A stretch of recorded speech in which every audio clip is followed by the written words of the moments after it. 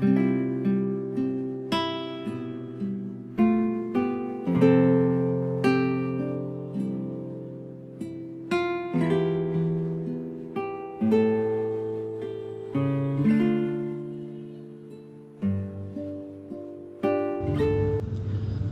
mabuting balita ng Panginoon ayon kay San Lucas.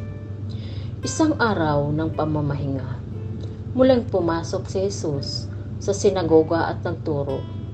May isang lalaki roong tuyot ang kanang kamay.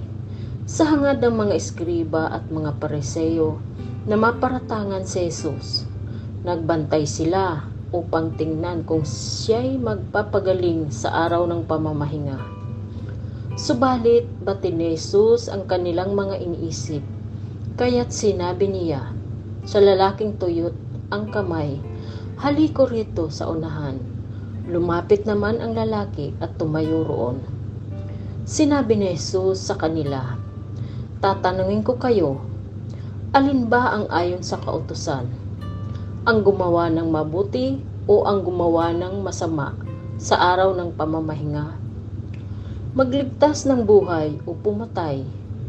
Tiningnan ni Jesus ang nasa palibot niya at sinabi sa lalaki, "Iunat mo ang iyong kamay." Iniunat nga niya ang kanyang kamay at ito'y gumaling. Nagingit-ngit sa galit ang mga eskriba at mga Pariseo at pinag-usapan nila kung ano ang dapat gawin kay Jesus. Ang mabuting balita ng Panginoon.